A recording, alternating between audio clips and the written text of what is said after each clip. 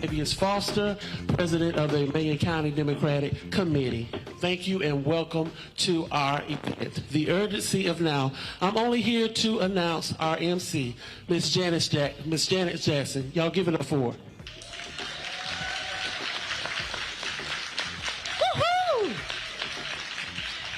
I am so happy to be with you all this evening. As introduced, I am Janice Allen Jackson. I am the host of the Local Matters podcast, which is available on Apple, SoundCloud, and Spotify, based in Augusta, Georgia. And our purpose is to help people become more confident voters and more engaged citizens. So I am pleased to be a part of this program called The Urgency of Now. And of course, we welcome Mr. Roland Martin to Southeast Georgia. Happy to have you in our state. Please give it up for him. We always, of course, want to get this off on the right foot, and the right foot is with prayer. So we are going to invite Delmas Mosley up to give us an opening prayer. Let us bow our heads. Father, in the name of Jesus, we ask that thou will bless, guide, and direct this occasion. We ask you to give us knowledge, wisdom, and understanding in the direction in which we are to take. Bless each one that's under the sound of my voice. And we give you the praise for being here, and we thank you for it. In the name of thy Son, Jesus Christ, we pray. And the people of God say amen. Amen. Thank you for that. Our very first speaker for this evening is someone who has been a guest on Local Matters, and she is Ms. Alicia Thomas Searcy. She is with us this evening as a candidate for the office of school superintendent for the state of Georgia. Please give it up for Ms. Searcy. Thank you. Good evening, Southeast Georgia. How y'all doing? It is an honor to be here, Brother Roland Martin. It is an honor to stand on this stage with you and see you again. The last time we talked, I was on your show, and I was running to be the Democratic nominee for state school superintendent.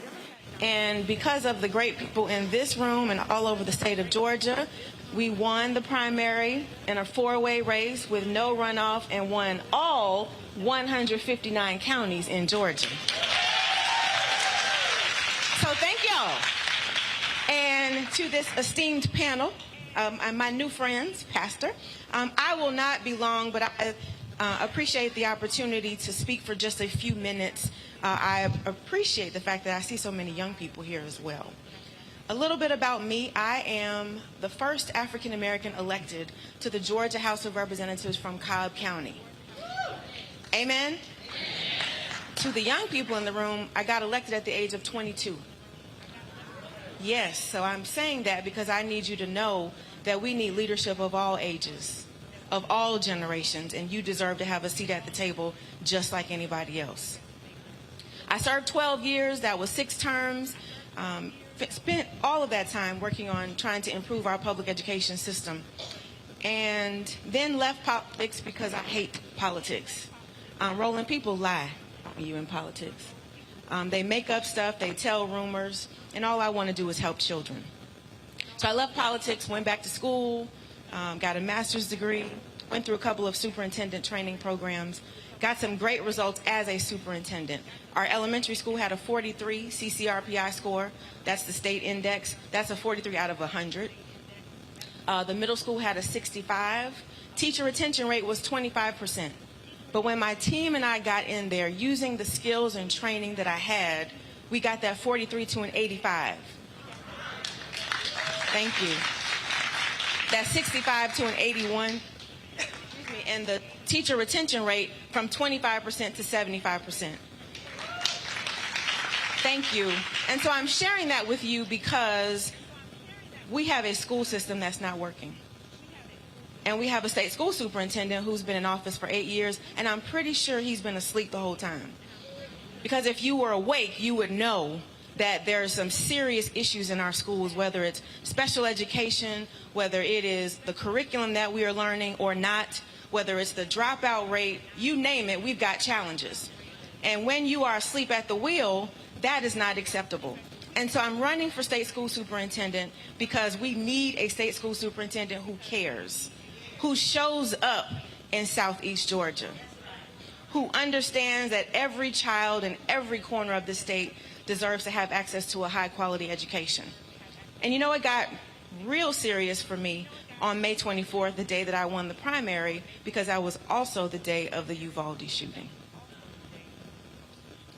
And I will never forget that day because there were 19 children who went to school and never returned.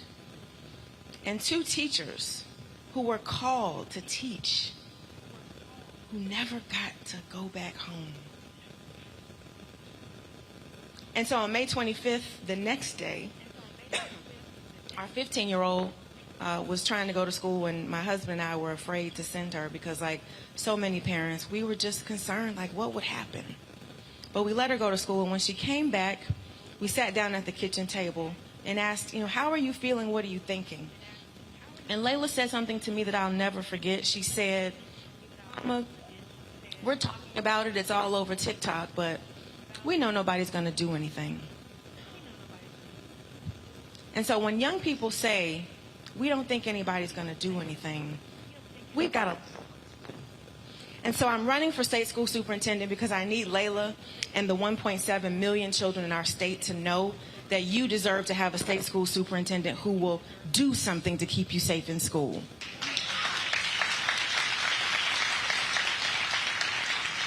I need educators and teachers in particular to know that I see you. I understand the frustrations that you are having. I understand that you are overworked, overburdened, asked to take on every job except for being a teacher. And you deserve to have a state school superintendent who will do something about your burnout. And then finally, as I close, again, as I look at these young people, I think about the world that we live in and the world that it can be. But if you were to Google what schools looked like in the 1800s, they look very similar to how they look today. And so why are we still trying to deliver this telegram education to a TikTok generation? Y'all feel me? And so we wonder why kids don't feel excited about school. It's because we have a state superintendent who's been asleep for a long time. And so voting starts on October 17th. And somebody told me that in Southeast Georgia, sometimes y'all don't go and vote. Is that true? Y'all gonna change that this election, though. I believe that, because when you look at the slate of candidates that we have, it's historic. We have the most qualified, the most exciting, the most talented candidates that we've seen in a very long time. And so it ought to fire you up about all the things that are happening in our communities and knowing that voting can change those things. And so join me, because it's now your turn to do something. And make sure you take 10, 15 people to the polls with you. Make sure you vote for my brother, Raphael Warnock. Let's send him back to the United States Senate. He makes me proud when I see him. Proud that he represents our state as the first black United States senator in this state. Make me the first black state school superintendent in this state. And so I thank you for this opportunity. Thanks to all of the organizers, Brother Keith, Brother Al, thank you all for what you are doing. Thank you, Roland, for being here, for putting Swainsboro on the map. That's why I appreciate you, brother, for all that you do, not just where you live, but all over the United States of America. We love you. We appreciate you. Thank you for what you're doing. Let's go make history, y'all. Thank you.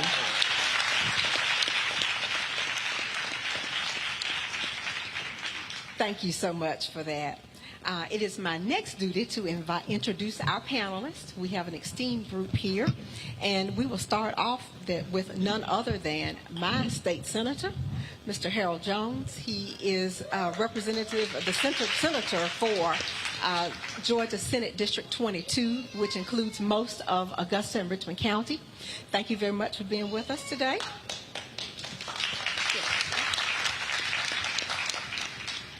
Our next panelist is Mr. Keith McCants. He is with the Rural Political Operative Advocate. Thank you so much for being here. Next, we have veteran legislator, State Senator David Lucas. Thank you for making your way to Southeast Georgia. And finally, we have from the NAACP, Emanuel County branch, Jonathan Hampton. Thank you very much. All right, let's get it. All right, so here's what we're going to do. First of all, we're not going to talk about why it's important to vote. We already know that, okay? People spend way too much time on that wastes time. I believe one of the fundamental problems when we talk about why people don't vote, we don't talk about issues. What is it that they care about? So when it comes to this community, what's the dominant issue? What should people in this community be focused on when it comes to the issues up and down the ballot, who they should be supporting for U.S. Senator, for governor? What's the dominant issue?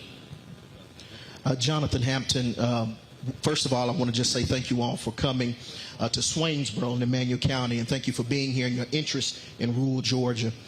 In our communities, because of where we are, there are a lot of grandmothers and a lot of grandfathers, aunts and uncles that are raising our children.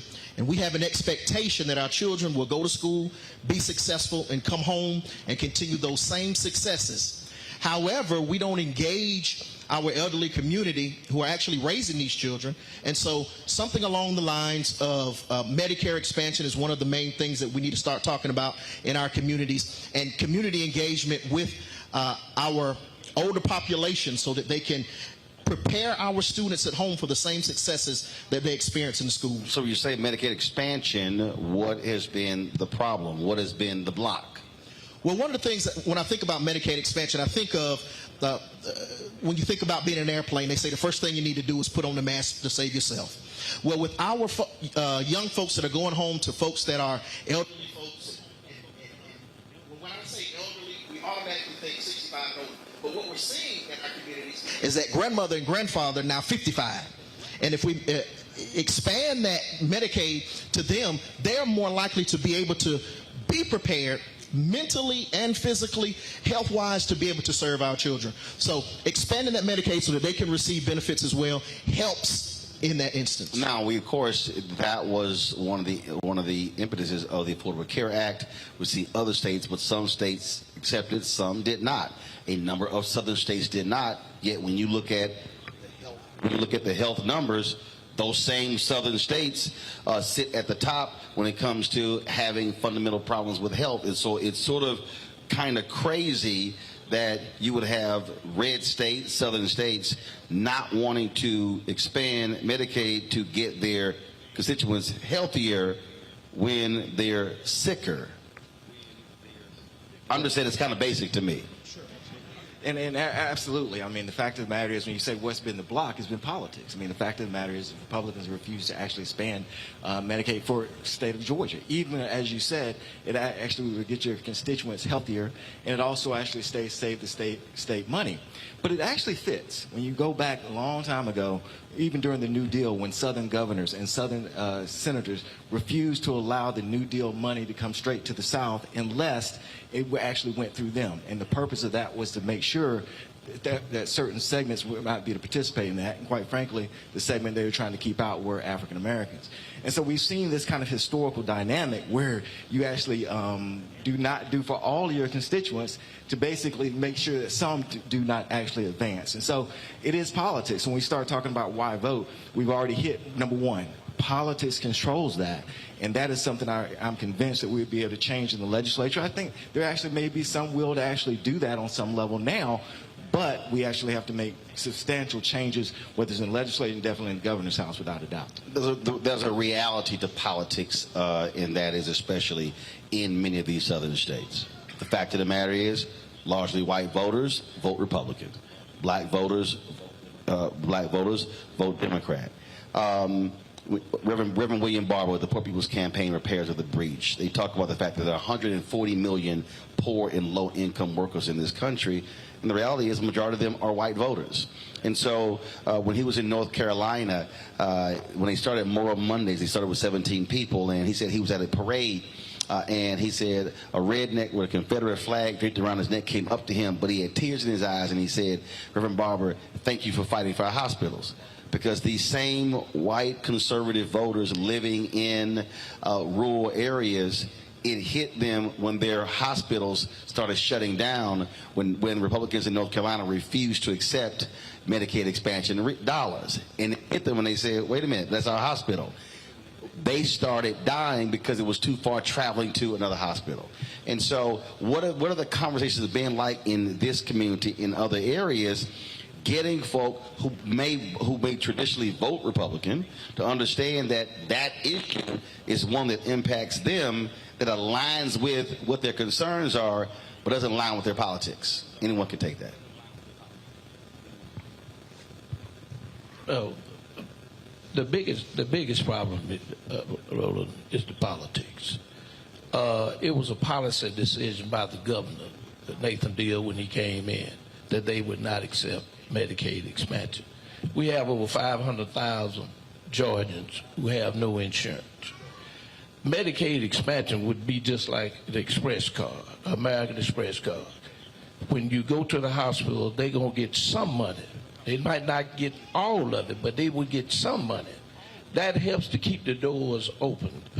We just had a hospital in Atlanta that closed its doors, and now this governor gave $130 million to Greater Hospital to try to take care of those patients who were going to that particular hospital in the metro Atlanta area. But we have problems everywhere else. In Albany, Georgia, Phoebe Putnam, they're losing about $12 million a day. They can't sustain that. There's no way that the state has. You see, they're losing $12 million a day. Yeah. And they're losing, because I cover city government, county government. They're losing $12 million a day because they take care of folks who have no means of paying. Right. So when people, first of all, the law says if someone comes in, they have to be treated. If they take helping funds. Right. Now, this is, again, what's crazy to me. The state's actually paying for that. That means, taxpayers are footing the bill for that. So when you're rejecting Medicaid expansion, you literally are actually burdening Georgia taxpayers even more so because you refuse to accept the expansion funds. There's no question about it. We're putting money in, but it's not coming to us. It's going to those states who accept. Take Kentucky, for instance. That's where Mitch McConnell's from. But they had, one of the sickest, brokest states in America. And yeah, they had coal workers, miners, and everything that had all kind of health problems. But they accepted Medicaid expansion because they elected a Democratic governor. Right. No, I'm just stating the fact. I'm just stating the fact. Go ahead. And I think one of the things when you asked about how that dialogue is taking place, I think when you see Stacey Abrams and also Senator Warnock, they both have been very open as far as trying to take that dialogue beyond the African American community to all communities who are affected by it. And I think especially Stacey Abrams has been very effective at doing that. They both have, but that has really been a mission that she's been on. And I think that's something that we all have to continue to do. And the heart of that also talks about government responsibility, and that the government actually does have responsibility to all of its citizens. And so you almost have to change persons' attitudes about that too. But I will say that I think that the party, and I think especially Stacey Abrams, especially Senator Warnock, they've done something a little bit different. They are actively pursuing that vote in a way that's different than normally Democrats have. A lot of times when you start talking about whether it's rural whites or more conservative, we talked about conservative principles and tried to make them think that we were sort of conservative. They were actually talking about principles that are going to affect their daily lives, and Medicaid expansion is definitely. Well, I always get a kick out of folk who talk about I don't want government in my life. It's a whole bunch of folk in Florida who were saying that until Hurricane Ian came in and destroyed, and now they mad saying the federal government moving too slow. Now hold on, the last week you didn't want to talk to them, but now moving too slow, and that really is part of the problem. The psych, just how nuts I think a lot of people are when they say I don't want government in my life until I desperately need government in my life. And when I keep trying to explain to people, there is no aspect of anybody's life right now that government does not have a role in it. The day you born, the birth certificate is a government document. When you get vaccinated to go to school, that's a government document. When you get married, government document. Divorce, government document. When you die, that death certificate is a government document. And so it is amazing when people act as if that, oh, I don't want that. But, and I'm not saying government is the answer to everything, but I understand, as you said, responsible government and the role it plays. And I think health is one of those roles. Now, one of the reasons why that we need Medicaid expansion, because in my hometown, Macon County, which is about 2 hours from here, we lost our hospital back in 2007. Okay. Ever since then, the county has gone down the drain. What I mean by that is jobs has closed. They have left the county. They have closed up. I was there at the time when the hospital closed down. Okay, so the hospital closed down. If somebody gets sick, how far do they have to go? You have to go to Americas, which is about, the hospital down in Americas is built pretty much outside of the city, towards Lee County, Leesburg.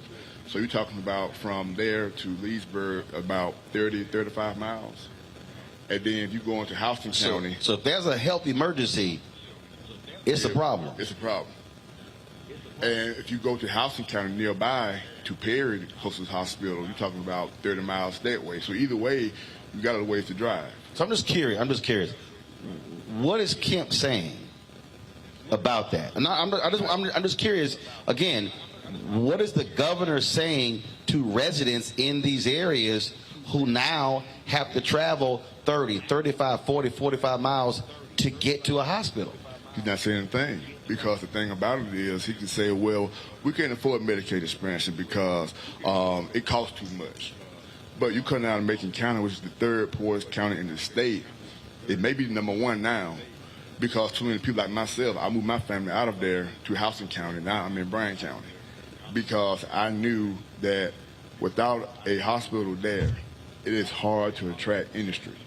And that's what we're lacking over there. I'm saying I think I'm still living over there, but that's where they're lacking. And that's why we need a governor in there who's going to roll up his or her sleeves and give us Medicaid expansion. I don't understand why the opposition towards that, because it'll help the ones who need it the most. And Southwest Georgia needs it more than anybody. Not saying just Southwest Georgia, but across rural Georgia, whether you hear over this way here in Bullock County or Emanuel County, Clay County, over by Alabama, everybody needs Medicaid or insurance. So I just don't understand why he is so opposed to giving citizens something that it will help them and as well as improve our lives, So I don't understand that. Good. You want to make a point there? I'm going to make a point before I go to a break. Then we're going to introduce another candidate. Go ahead. One of the problems, though, the federal money, Medicaid and Medicare, CMS has a 35-mile rule. It has a 35-mile rule, which means First of all, for the folk who don't know, what's CMS? It's called the Community Service. Roland, I can't think of the actual name, but they had the last hearing in August. What CMS is they under Department of Services. Right. Got it. Go ahead. And they had a 35-mile rule because in 23 they're supposed to put up a bunch of money just for rural communities. Okay, when you say 35-mile rule, what does that mean? 35-mile rule means you can't put a hospital within 35 miles of another hospital. That's road miles. In rural Georgia, rural hospitals closed. They couldn't stay open. They didn't have the funding to stay open. So Senator Warnock and Ossoff, I asked them to weigh in on it because rural Georgia, folks can't afford the gas, or they got to pay somebody to take them to Dublin or some other place to a hospital. And one of the problems is that you take Hancock County, for instance. When I became the senator there, a young lady that was a retired nurse, came back from D.C. to Hancock, brought me the statistics that said that 70% of the folks who had a stroke or a heart attack died. And so I started trying to change the dynamics with rural legislators, because y'all are the ones who have been representing rural Georgia all this time, and y'all hadn't done anything about it. So we've been trying to do something with that. But on the Medicaid expansion, the governor at this particular time went through the legislature, because the governor could accept Medicaid expansion or not accept it, took it to the legislature, and now the governor can't do it. The legislature has to do it. Wow. And no one gave a damn about those 70% the folks who had strokes and heart attacks and them dying.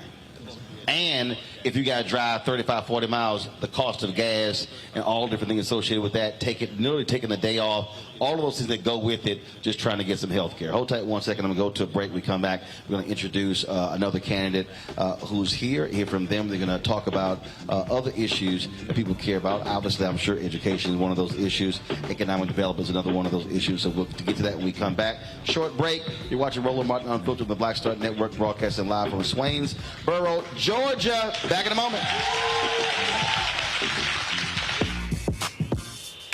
When we invest in ourselves, our glow, our vision, our vibe, we all shine.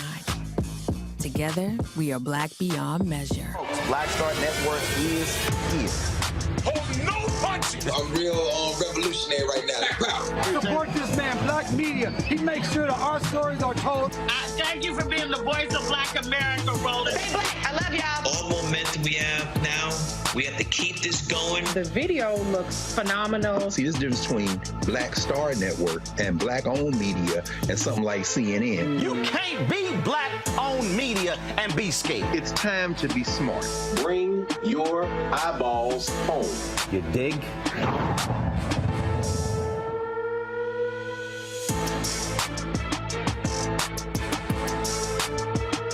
Hi, my name is LaToya Luckett. Yo, it's your man Dion Cole from Blackish, and you watching Roland Martin Unfiltered. Stay woke.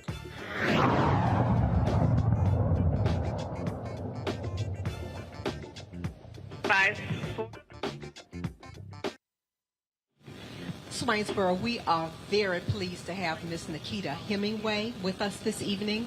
She is also a candidate for statewide office. She is running for the office of Agricultural Commissioner. Welcome. Come on out.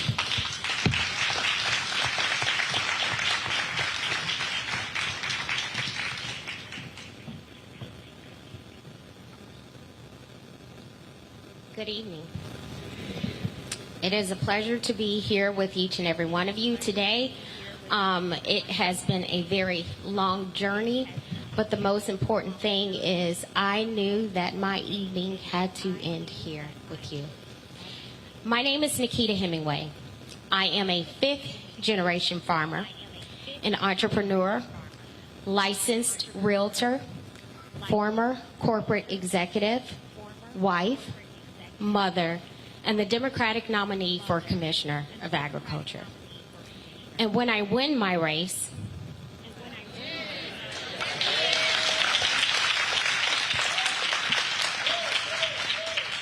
see, y'all got it, but the others stopped it. I will be the first African American and the second woman elected to this position in our nation's history. My political journey began 4 years ago when a local county commissioner stood on my farm and told me I would be better off selling my land to Quick Trip than getting him to remove his restrictions.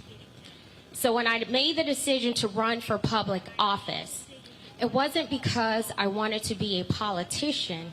It was because I understood the equity in agriculture problem, and I was the most qualified person to solve it. It is our lived experiences that are almost always aligned with our purpose. My grandparents were rice farmers off of the coast of the Savannah River. And for more than 100 years, my family owned 360 acres, and now we own none of it. My grandmother would tell my siblings, cousins, and I how she would sit on her grandparents' porch and watch ships sail out to sea. My journey into adulthood wasn't easy. I was a single mother of 2 long before I was a married mother of 4. And like many African Americans, I knew that in order for me to be the success I dreamt of, my pathway would be through entrepreneurship. So by day, I worked in corporate America. By night, I built my businesses. And I am happy to report that I achieved everything I set out to do as Nikita Tyson long before I became Nikita Hemingway. Before we are able to shatter glass ceilings, we must first shatter perceptions about who is qualified and who isn't. It's not enough to understand that rising food costs are hurting families when you have a mother on the ballot with a plan to end childhood hunger and lower your grocery bill, so go vote. It's not enough to understand that there is no equity in agriculture for small family farms, women, and minorities when you have a black female farmer on the ballot, so go vote. When we say we are fighting for diversity, equity, and inclusion, we must also consider diversity of thought, lived experiences, and leadership. I cannot stress enough to you how much is on the ballot this election cycle. Because if you don't put a check mark by my name, what you're saying is my opponent, who happens to be a 7th-generation farmer, a 5-term elected state senator, who was in Washington, D.C. on January 5th and January 6th, is the person we need representing you.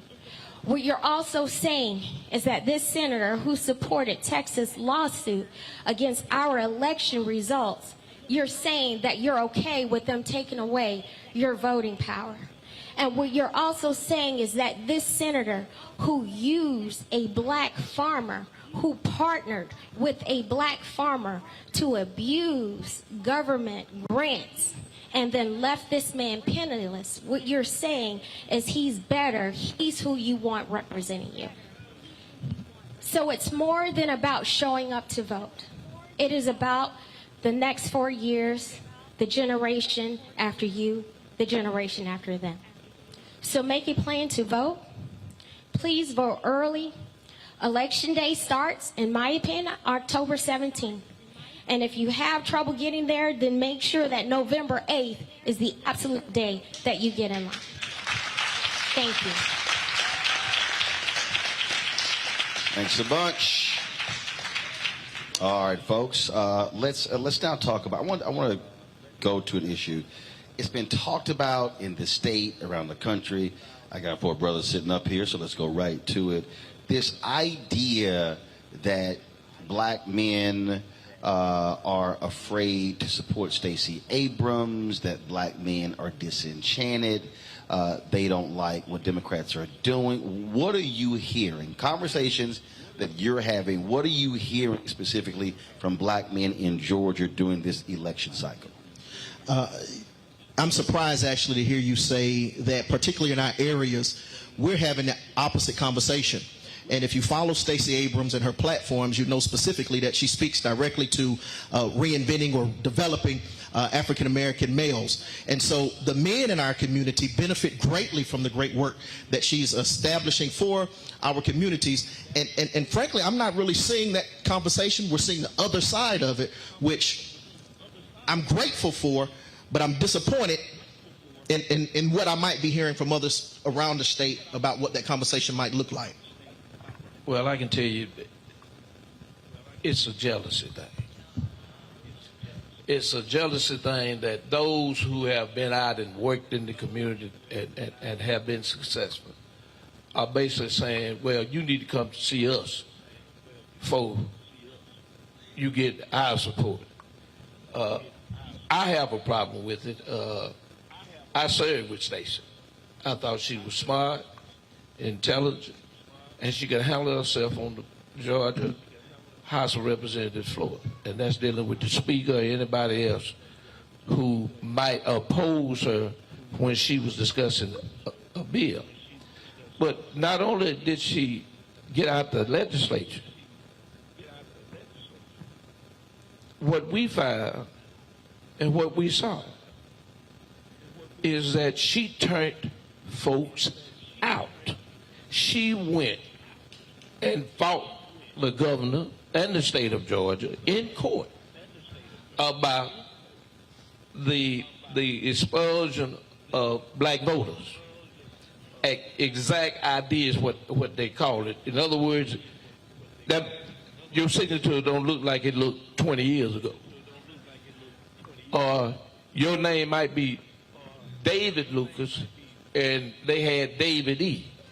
And when they sent it back to you, they never would tell you what the problem was. All you had to do, if they told you what the problem was, all you had to do was say your name was David Lucas and not David E. Lucas.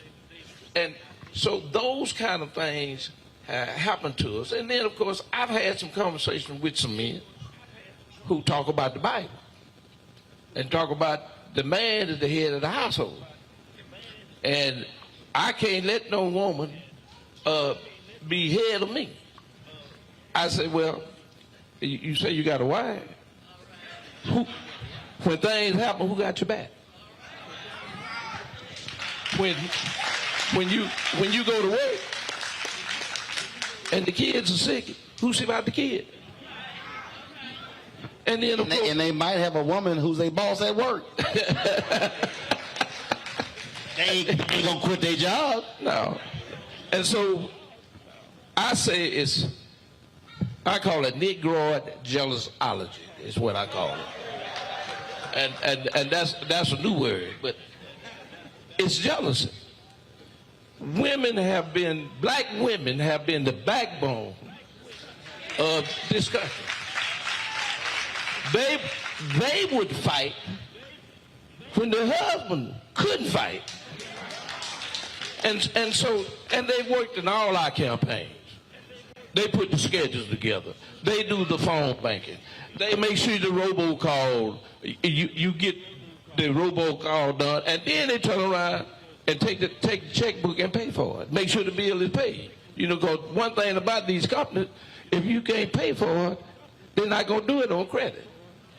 And so she has exemplified a person who cares about a community. And she's talked about health care. And she's taken the conversation to another level because now, we just had a hospital in Atlanta closed, Wellstock. And this governor decided that he would put $130 million to see about the beds going over to Grady. Well, rural Georgia is altogether different. They don't have big corporations that can help fund these hospitals. So what they need are clinics that are equipped and have doctors. And what we find out, Roland, is a doctor in a community is worth $1 million of economics. And when you start talking about bringing folks to a community about jobs and everything, the first thing, the guy who's head of that corporation, well, he's going to look at what kind of health care I got for the folks who are going to be working for me, because he's got to pay that insurance cost. And if you don't have medical help within that community, his cost is going to be higher. So economics is a very good part of that. And you know, one of the things Senator Warnock did, I'm a diabetic. I take insulin. But I have Medicare A. I don't have the rest of it because I pay for insurance with the state. But by capping that cost, no more than $35. And then, of course, he was involved with trying to cap the cost of out-of-pocket, what you pay when you go to the hospital and get sick. Out of pocket, the child cabinet at $2,000. That helps a whole lot of folks. And guess what? They don't look like me either. Mm-hmm. It's not a conversation that I've actually had. I mean, I know the conversation, but what I'm saying is I haven't not had conversation with men saying they weren't going to support. Let me set it up this way, because this has actually been an issue for the last decade. A lot of people kept saying that, these men didn't want to vote for Hillary against Donald Trump. I said, first of all, if you go back to 2012, there was a 9-point gap between black men and black women nationally who voted Obama-Romney. And then it went up to 13 points in 2016. It went up again in 2020. One black pollster said that the effect of a bump in black males voting for Trump actually helped Republican candidates down ballot. Case Tom Tillis in North Carolina. And so I've heard the dissatisfaction. I've heard brothers say that they don't believe that they are getting a return on their investment. And there were brothers who were not happy with Obama, who felt that he did not do enough, which is why you had that gap. But the reality still is black men are the second largest voting bloc for the entire Democratic Party. It's also part of this that the party, I have no problem saying it, led by largely white strategists, have refused to craft a black male-specific plan to answer that, because anywhere else in politics, if you see a 9-point gap and they go to 13 and they go to 17, you playing with fire. Anybody else would say, I think what they've done is, well, it's going to take care of itself. No, actually, it's not. And so there has to be a counter to the data, because the data is not lying. The data is real. Now, in 18, so Georgia did have a gap between black men and black women, but the actual number of it was about 24,000 votes. Now, in a very close election, it can turn the election. Now, hold up now. You said 24,000 votes. Correct. How many votes did Biden-Harris win the state by? 11,000. 11,000. Right. Now, I'm talking about in 18. No, I understand that. Yeah, my point is, Biden-Harris wins this state by 11,000 votes. Sherry Beasley in North Carolina lost her re-election for Chief Justice of the Supreme Court by 400 votes. Obama won North Carolina in 2008 by 14,100 votes. Those 24,000 votes can make the difference between winning and losing. Without a doubt. That's not what I'm actually saying. What I'm saying is that the numbers don't show that there's this gigantic schism between black men and black women. That's my point. Now, yes, in a close election, it can definitely make a difference. So my point would be that's going to happen because no group is monolithic. So when we're not talking about 200,000. So if we're talking about 24,000, here becomes my question. How do I make up that 24,000 gap with more African-American men or those from other places, from other communities? That to me is the question we ought to be facing. See, I'm going to push back on you. How do I make up that gap with those men? I'm going to push back on you because here's the deal. If the numbers are trending up, I have to ask the question, why? And then when I ask the question, why, then there has to be a counter to how do I now? Because if those were folks who used to vote for you, you got a better shot of bringing them back into the fold than somebody who has never voted for you. Or has not. Or someone who's a new voter or maybe has not voted. But I think that the key thing is if we promote the fact that African-American men and African-American women have always worked together. And as you said, we're the second most loyal database. It works as a group. And that becomes my point. Our audience here is full of African-American men and African-American women, without a doubt. Now, do I want to find out maybe what spurred those 24,000? Yeah. But men, historically, beyond race, are a little bit more conservative anyway.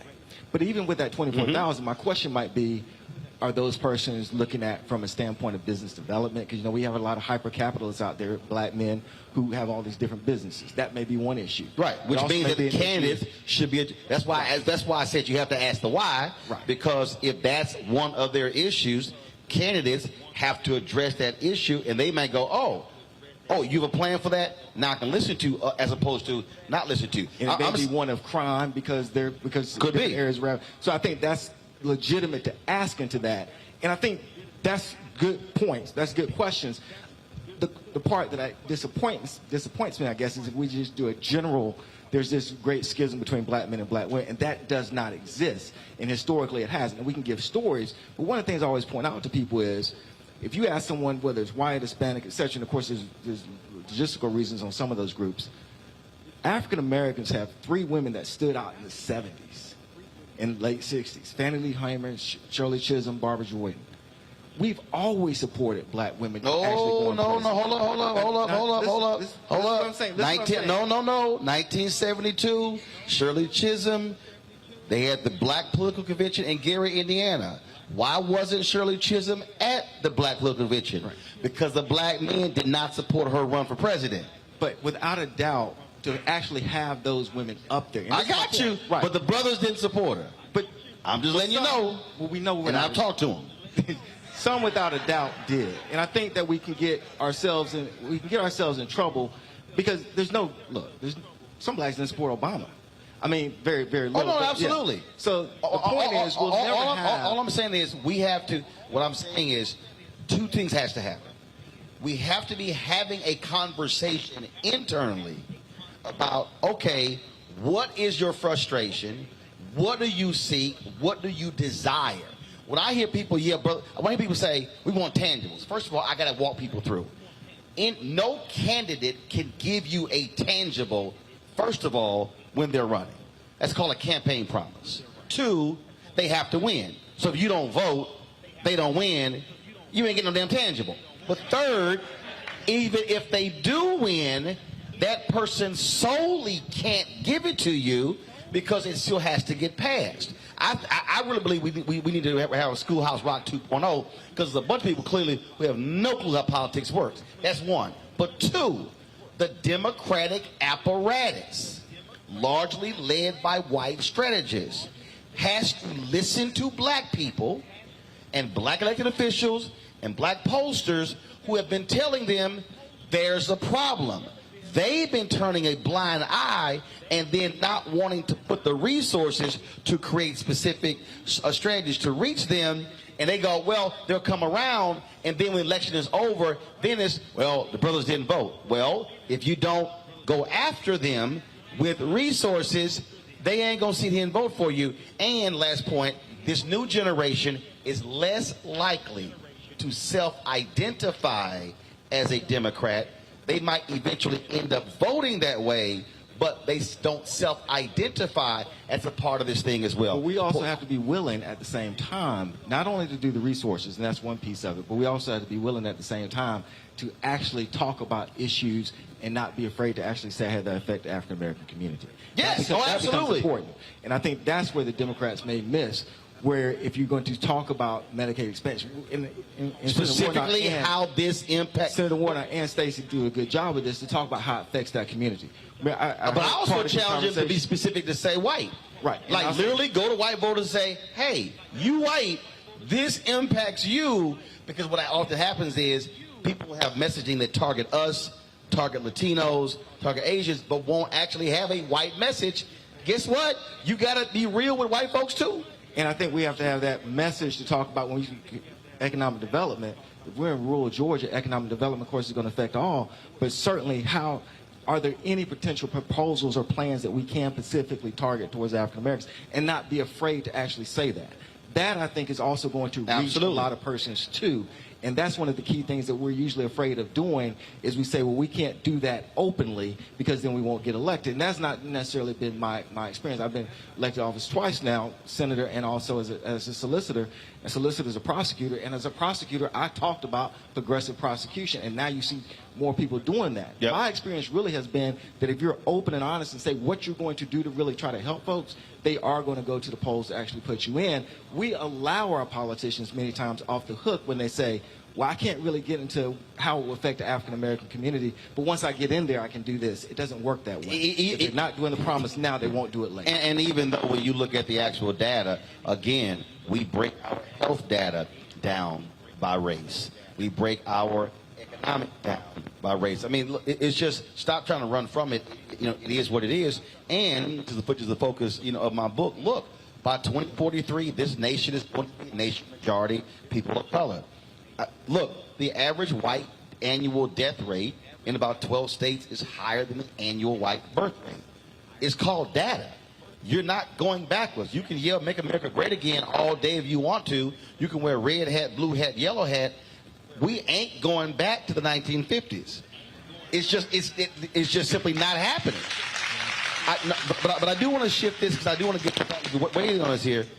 I do want to know, how is the immigration debate playing out in conversations you're hearing with people? Because that's also one where Republicans are making inroads, because you do have, even though 10% of the black population in the United States are black immigrants, that is a potent issue, because you have a lot of African Americans, especially brothers, who say, man, they are taking our jobs. They are, in many ways, they're sounding like white men.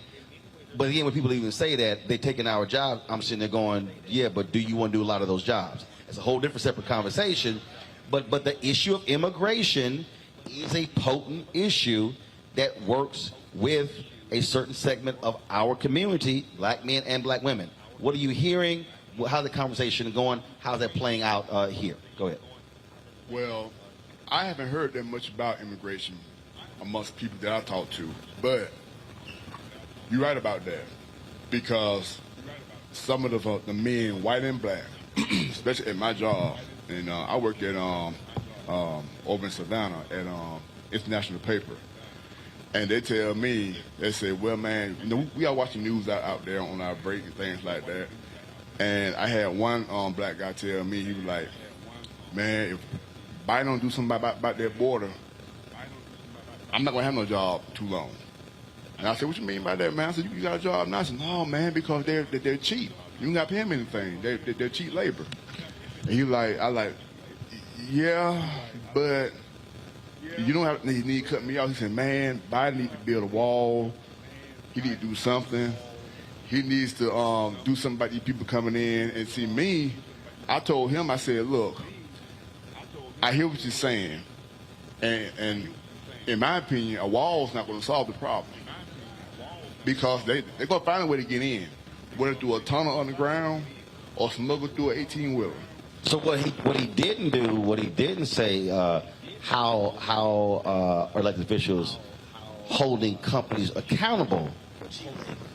See, that is the real thing about this immigration debate that nobody wants to talk about. And the Chamber of Commerce don't want to talk about it. They don't. Because the reality is, when you talk about this notion of cheap labor, who hires cheap labor? And if we really want to be honest, with ourselves, how many people who have been looking for somebody to either cut their grass or fix their roof were like, let me go look for cheap labor? See, and so it's the folk who are hiring individuals. See, I love it in this country where we talk about, hey, man, we want high-paying jobs, but then we also want cheap pair of jeans. See, and so I think that's an issue we have to confront. But this is a potent issue because it is an economic one, and a person is saying, that guy is saying, I fear I'm losing my job, and that's a real thing. Go ahead. You know, the problem about immigration is this: we don't do what we used to do. We don't pick peaches, cotton, and the vegetables that come out the fields. Those folks come in. The reason I talk about it, for 10 years I was in the bus business. I had a contract with the North Carolina Farmers Association. I used to go to Laredo, Texas. They have an agent down there. They got the green card and everything, and I used to bring them back to the United States. And all the down the coast, Virginia, North Carolina, and they worked. If they didn't have them, they couldn't get the crop out the field. You know, but the other thing, Roland, that has hurt us, and I see it all the time with our young folks, it's about education. I've always talked about education and the ballot. Because if you can't read, how you know what you vote on unless somebody else told you how to vote. And part of our problem is, it's just like you got a car, and it's got a rearview mirror in it. If you don't know where you come from, how you gonna know where you got to go? And so we've got to teach our young folks that we've got a history. Some of it's bad, and some of it's good, because a whole lot of us made something out of it and have gone on to better rewards. But we've got to instill in our young folks, look, it's about the book and the ballot. You don't have to go to college. You can go to technical school, aircraft mechanic, and go out on the base. Right, and I'm glad, because I want to let you segue right into that, because having that education conversation, what has happened in the last 30 years, really 40 years, we shifted into this whole deal of got to go to a 4-year school, got to get that degree.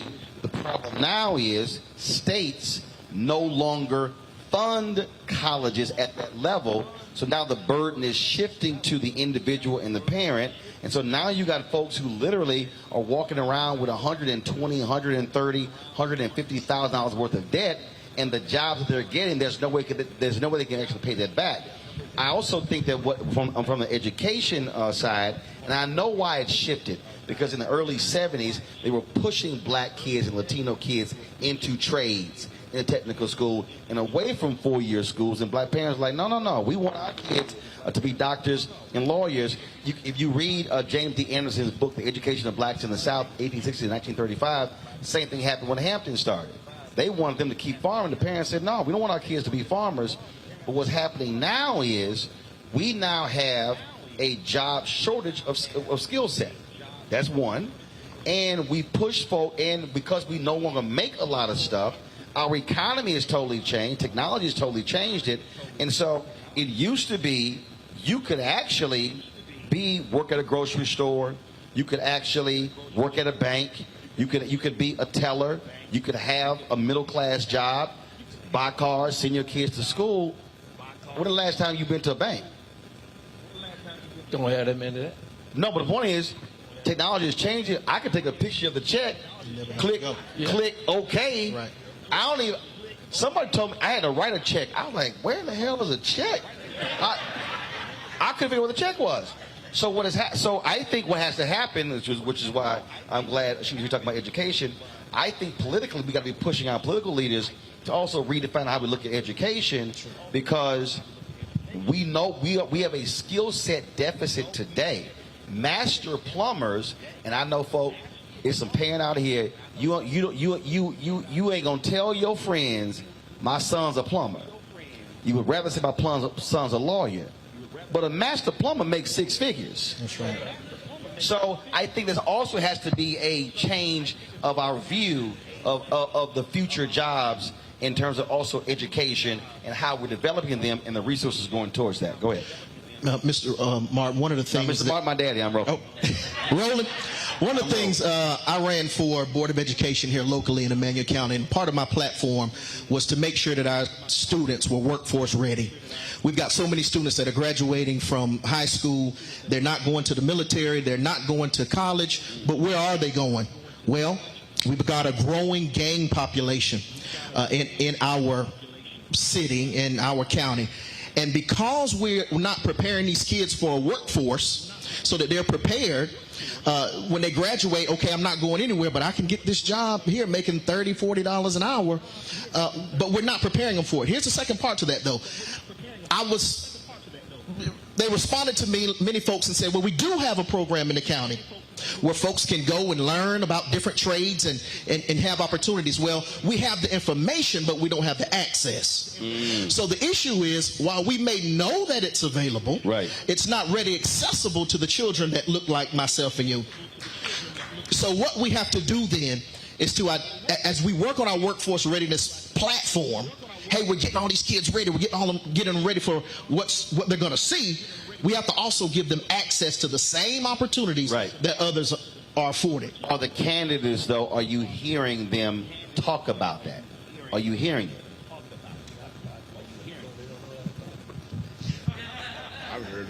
I haven't heard anything from anyone. Now,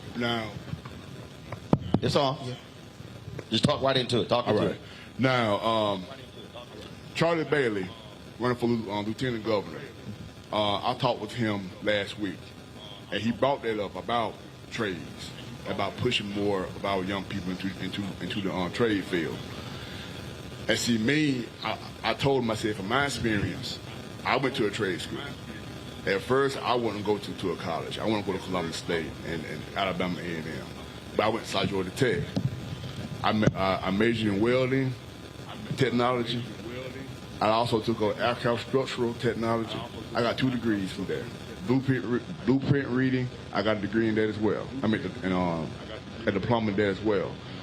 The jobs that I've had in the past, I've done multiple jobs there because, as you said, there's a work shortage. They said, hey, Keith, you got the forklift? Yeah, okay. Although I'm a welder, I was a certified welder at the time. I could weld, but I had to do other things because we could not attract people to come in and go to work. And then when we did have people come in and go to work, they would lose their jobs because if they have an accident on the job, take a drug test, you're out the door. And to me, I hate to change the subject. I think now's the time for Georgia to legalize marijuana because there's a lot of guys, when you say about black men, young black men, the majority of them that I know, that I've talked with, when I bring that up, oh yeah, you do that, I'll go vote tomorrow. That's what they say. That's what they say. And I like, what about jobs or tax? No. You legalize marijuana, I'll vote tomorrow. That's what they say. And they for real. So I'm like, okay, then that's an issue, but no one so far, I've not heard anyone on the trail mention that about legalization of marijuana. If Stacey was to come out tomorrow and say that, she probably get 52-53% of the vote. That's what I'm saying. Go ahead. I would say on the top of the ticket, I said the whole ticket, really, you were asking about candidates saying that. I think that you have where Senator Warnock or Stacey Abrams, 2 of the most progressive candidates we've ever seen in Georgia as far as really articulating issues that's going to affect middle-class folks and especially even African Americans. But I also want to go back to one of the issues you talked about the immigration. So the conversation, of course, is real in this sense because when African Americans are so below so many metrics, it becomes disheartening if they start seeing other groups come in and take their place, so to speak, in their mind. So you have to understand that part. So then the question becomes, now how did I deal with that from a policy standpoint? One of the great things right here, talking about rural areas, let's look at it from a policy standpoint from Georgia. Hemp, as you know, is now legal. Not marijuana yet, but hemp now is legal. But we've actually hemp is the cousin of marijuana. There you go. Can't get high off of it. So, but we've actually limited the number of licenses that can go out. Now, you don't have persons necessarily who are not from, United States getting these licenses, but here's the point. Here you have all these persons who have been incarcerated, even here. Now, they may not be farmers as such, but they're in Swainsboro, they've been incarcerated. Hemp licenses now go out. None of those licenses are going to African Americans or African American farmers. Certainly that's going to be something that you will look at and say, we're still going backwards. Every single method that we have. Because when they, even on the marijuana side, because like in California, if you had a conviction, you couldn't get a dispensary. Right. And so even the things that we were prosecuted for, we're still not able to get a leg up. So you can see. Prosecuted for marijuana, but I can't get a dispensary license for marijuana. Dispensary license for it. It's the same weed. Same weed. And you can see how that would affect persons. So therefore, from a policy standpoint, we need to open up hemp licenses. I know that Senator Warnock and both states are talking about helping black farmers without a doubt. And I also know that license should be opened up. That's a policy issue. Right. But here's number 2. Not only should we give more licenses, we also should say that those licenses should go to African American farmers. Those are real policy things that we can actually try to push. Even if we don't get it through, we can at least talk about it. That helps on that immigration kind of conversation. And when you were talking about marijuana, if you're legalizing it and you don't have some type of equity program, you ought to be ashamed of yourself if that's what you're going to do. Absolutely. Got about 3 or 4 minutes left. I want each of you to speak to this here. There's somebody, maybe sitting in this audience, and maybe somebody who's watching, there's somebody who's in this community, and they're like, Okay, this is all great and wonderful. That all sounds nice. That's cute. But I just simply do not believe that my vote matters. Going down the line, what would you say to that person if you had 30 seconds to look them in the eye? What would you say to them as to why they should vote early, beginning October 17th, or they should go to those polls on Election Day in the first Tuesday in November? What would you tell that person? The history of our country is no secret. And if you do not seize the opportunity to vote today, you are most certain to relive the world that we knew yesterday. Okay.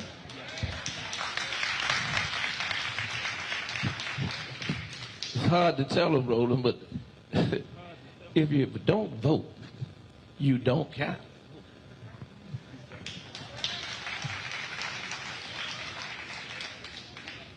Well, what I'll say is think about your future or your child's future. Because I got a 2-year-old, I got a 13-year-old out there in the audience. What happened in November is going to affect them 4 or 8 or 12 years down the road. Mm-hmm. Don't never say your vote doesn't count. Because I'm going to tell you right now, because a lot of people out here who don't vote, and then when things don't go their way, then they're complaining all the time. Well, they ain't doing nothing for me. What did you vote? No, I didn't vote. So that's why I tell them, get out and vote. Your vote matters. Absolutely. If persons didn't think the vote mattered, then Georgia wouldn't be creating bills like SB 202 to make sure you don't have the opportunity to vote. And secondly, when you talk about something that happened today with President Biden pardoning persons on marijuana, whether it's talking about school debt, that came about from voting. Some of the negative that we talked about today, the lack of Medicaid expansion, that lack of it comes about through voting. So your vote actually does matter. So you see it from a positive standpoint, you see it immediately from a negative standpoint. Absolutely is there, the connections are there. How your vote does matter. So I would say this here. If you tell somebody about our history, they're not listening. They're not. I think you have to ask that person, what's the one thing you care about? Doesn't matter what the issue is. And then you have to connect that one thing they care about to the people who can actually change it. So what happens, so we literally have to do voter education. I can't tell you how many people I deal with in my business every single day who literally think that stuff just happens and this has no bearing on it. 2016, I had a young woman from North Carolina call my radio show, and she said, I don't like Hillary Clinton. I can't stand Trump. I'm just going to focus on my state issues. She's an activist. I then asked her, all right, what are the 3 things you're working on? She told me. All 3 things she said also were connected to who was president, and then who was the U.S. Senator, and then who was member. So she thought that these were just isolated state issues, not realizing that was a direct bearing on who's in the White House, who's in Congress. And so we actually have to do that. We actually have to take the time to walk folk through. And then after we do that, we also have to then ensure that if they do register, how do they get to the polls? And so a lot of times we expend so much energy on talking to people about voting, but then we're not making sure they're registered. Then after they're registered, then making sure they actually vote. Last point I'll make is this here. Your mission should be, however your vote works here, whatever your precinct is, those are public numbers. You could go look up how many people voted in this precinct, how many people voted in this location in the last election. It'll show you how many people in the area are registered.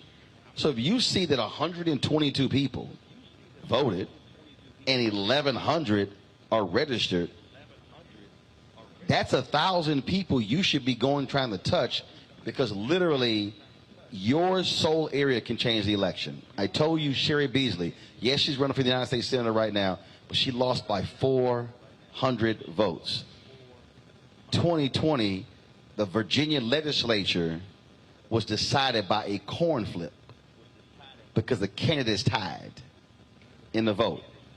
And when they flipped the coin, that's to determine whether Democrats control the legislature or Republicans control the legislature. A coin flip. So imagine the people who never voted. And so we must take that time. That's why on my show, we try to teach as much as we can, walking people through what public policy is, how it's being impacted. And so take the time. Don't get frustrated with somebody, because the reality is not everybody lives and breathes this stuff, but you got to connect what they care about with the folk who are in office. You got to show them how, if the people who are in office aren't doing it, you got to take them out and put the folks in who can do it.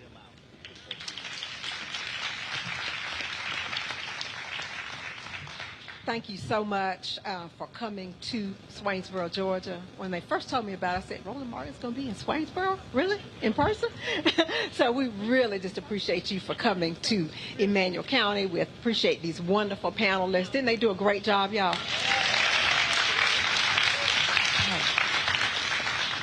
I've got one piece of housekeeping that I need to take care of. I understand that there are at least 2 elected officials in the audience that we want to ask to stand and be recognized.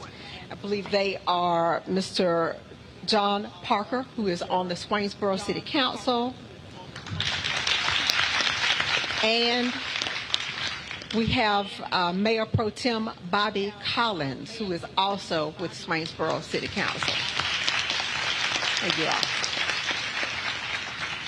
Thank you all for your role in making Swainsboro what it is and what you hope it to be in the future. There are 2 more people I need to introduce. This will be my last time at the mic, but I need to introduce Ms. Barbara Carlisle. I understand that she's going to give us a little entertainment before we close. And as well, we will have a closing prayer by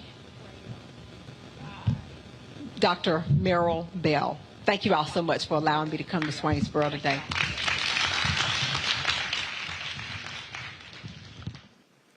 Good evening. No, that's not everybody. Good evening. Good evening. I thought some more people will be here, but it's like we're having a Halloween party. People came dressed as chairs. What y'all needed to do was to get on y'all phones, go to Facebook, go to TikTok, go to wherever you had to go and tell people that right now in Swainsboro, Georgia, they're giving out the PPP loan. I bet the line will be from here to Walmart. And I don't mean the one here in Swainsboro, I mean the one in Statesboro. And y'all know that's what the people wanted to do. If we were talking about the PPP loan, people would be here. You know, because anybody that thought they had a business, they came out. People selling eyelashes. Done got a LLC. LLC stand for look like cash. $20,000 and you selling eyelashes. It's crazy. But if I had to tell you something today, the one thing that I want you to do is go back and tell somebody that knows somebody that got a car or a truck or a SUV that can take people to the polls and let them vote. I must admit, I'm 64 years old, and politics didn't matter to me the first 30, 40 years of my life. Okay, I'm going to be honest, the first 55 years of my life. But then I started to see that we were losing out on a lot of things down here in Emanuel County. I had moved to New York, and I came back, and I went back again, and then COVID said, come back and sit down for a little while. So I came back, and I sat down for a little while, and I didn't like what I saw. So it's up to us to get out and push this. Let people know your vote will count. It will count. Do what you got to do. You know, you got to get out there and just do the groundwork. And the elected officials will hopefully do what they need to do to get us out of this rut, because that's exactly what we are in. We are in a rut. So don't worry about the PPP loans. Don't worry about the little girl selling eyelashes. Don't worry about anything. Just worry about the fact that we can come up if you're willing to come up. Thank you.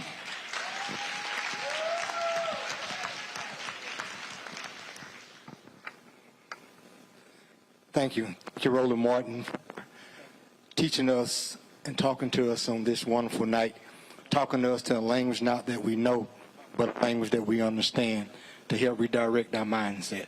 Thank you. Give him a hand clap, y'all.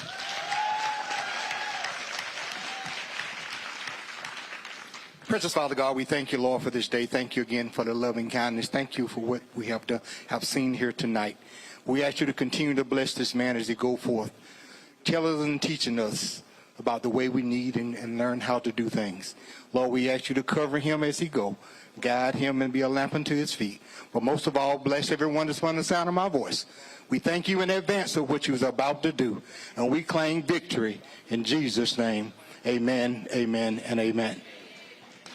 All right, to all the folks who are watching, thanks a bunch. We'll see y'all tomorrow from Houston, Texas, where we'll be with Black Voters Matter from the campus of Texas Southern University. So H-Town, y'all show up and show out, and I'll be happy to be going back to 3rd Ward because you know my high school, Jack Yates, is right across the street. Don't forget, download the Black Star Network app, Apple phone, Apple TV, Android TV, Roku, Amazon Fire TV, Xbox One, Samsung Smart TV. Support us in what we do by joining our Bring the Funk fan club. Checking money orders to P.O. Box 57196, Washington, D.C. 20037-0196. Of course, Cash App is $RM Unfiltered. PayPal R Martin Unfiltered. Venmo is RM Unfiltered. Zelle is Roland at RolandSMartin.com. Roland at RolandMartinUnfiltered.com. Thanks to the folks here in Swainsboro. Thank you so very much. Thank you to the War Night campaign. And y'all know how we always end the show. I'll see y'all tomorrow. Holla!